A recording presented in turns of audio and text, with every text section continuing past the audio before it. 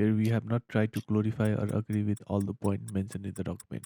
The following video series is a factual translation of Chanakya Niti. Many of his Niti are still relevant to our time, but many of his Niti does not imply as righteous from moral ground and living perspective, but it will definitely help you all to understand the people mindset and how the powerful man had implied such discriminating teaching as a life lesson. Chanakya Niti, Chapter 6. By means of hearing, one understands dharma, grudge vanishes, knowledge is acquired, and liberation from material bondage is gained. Among birds, the crow is vile. Among beasts, the dog, the ascetic whose sense is abominable, but he who blasphemes others is the worst Chandala. Brass is polished by asses, copper is cleaned by tamarind, a woman by her menses, and a river by its flow. The king, the brahmana, and the ascetic yogi who go abroad are respected, but the woman who wanders is utterly ruined. He who has wealth has friends. He who is wealthy has relatives. The rich one alone is called a man, and the affluent alone are respected as pandits. As is the desire of destiny, so functions one's intellect. One's activities are also controlled by destiny, and by the will of destiny, one is surrounded by helpers. Time perfects all living beings as well as kills them. It alone is awake when all others are asleep. Time is insurmountable. Those born blind cannot see. Similarly, blind are those in the grip of lust.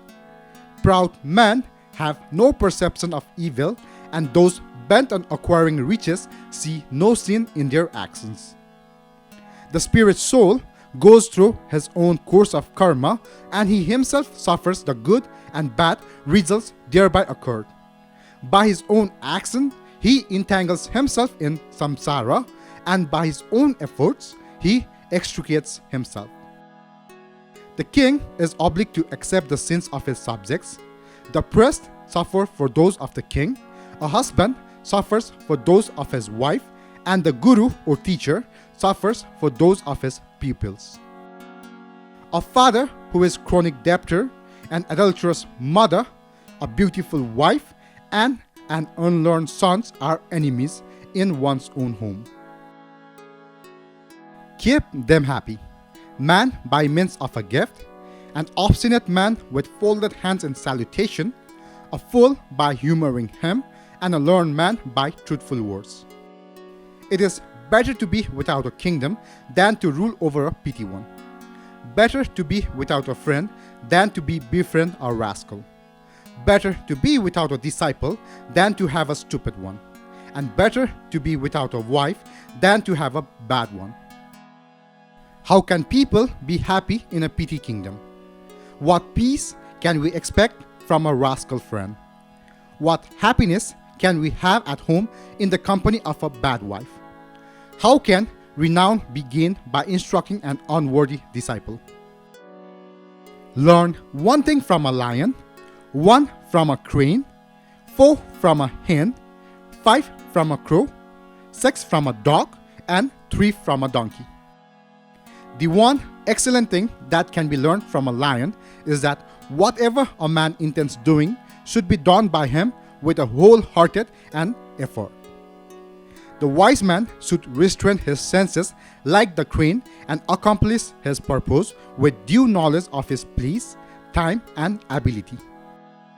To wake at proper time, to take a bold stand and fight, to make a fair division of property among relations, and to earn one's own bread by personal exertion are the 4 excellent things to be learned from a hen.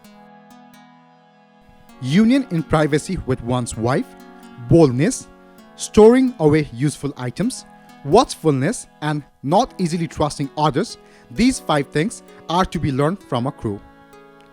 Eating in good quantity, feeling satisfied with a little, good sleep, getting alert even with a small sound, loyalty to master, bravery, these 6 are the qualities that one should learn from a dog. Although a donkey is tired, he continues to carry his burden. He is unmindful of cold and heat, and he is always content. These three things should be learned from the donkey. He who shall practice these 20 virtues shall become invincible in his all undertaking.